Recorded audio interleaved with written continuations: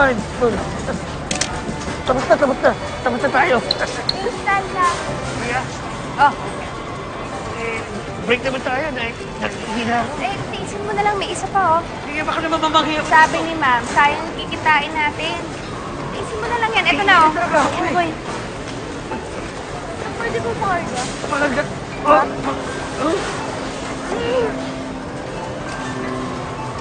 Kumain ka.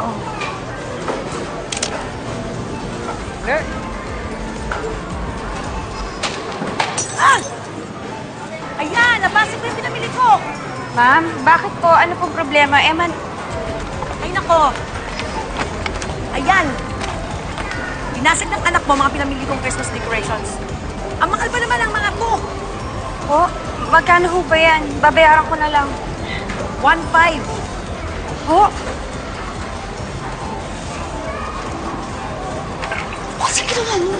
Ikaw ka dito! Sinabi ko naman sa'yo, di ba ako kumalikot?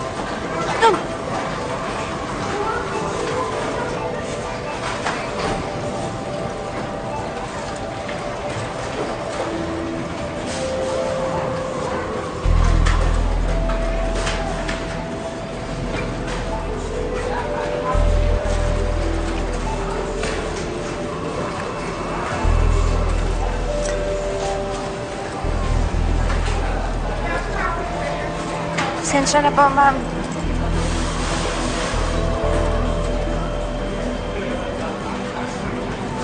Sinubo ko naman sa'yo, di ba? Huwag kang malikot. Umupo ka lang dyan. Naiintindihan mo ba kung anong ginawa mo, ha? Naiintindihan mo ba? Ha? Yeah. Hindi naman sila nakikialam ako, pero mukha naman nagsasorry na si Eman eh. Eman? Eman? Ha? Miss, matagal mo ba sa Santa? Hindi pa ako nakapila dito eh. Ana?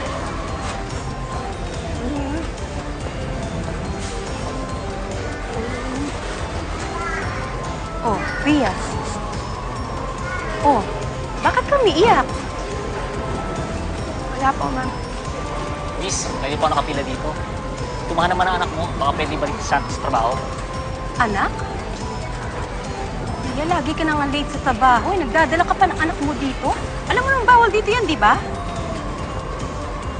Ma'am, pasensya na po. Wala po kasing mag-aalaga kay Eman. Huwag po kayong mag-alala, ma'am. Hindi na naman po mauulit to. Talagang hindi na mauulit. Dahil you're fired. Ma'am! Huling araw mo na ngayon ito sa trabaho mo. Ma'am! Huwag naman tagalin si Ria. Ma'am, parang awan niyo na po. Kailangan ko po yung trabaho na to, ma'am. Talagang kailangan mo yung trabaho mo. Dapat pinaghuhusayan mo. Ma'am, parang awan niyo na po. Bigyan niyo naman po ako ng pagkakataon, ma'am. Ma'am, baka naman pwede niyong bigyan ng isa pang pagkakataon si Ria. Total Pasko naman ho eh.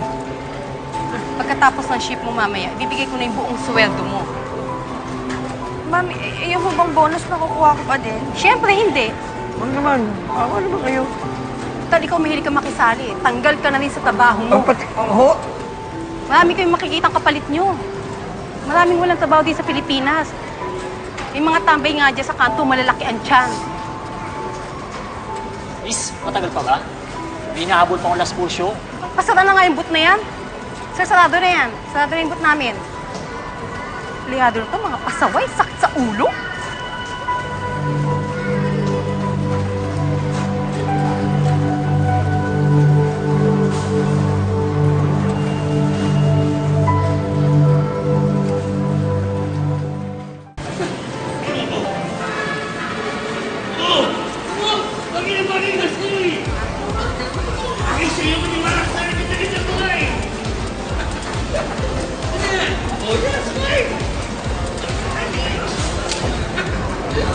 Picture!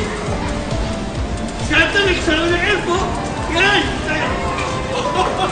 Yan!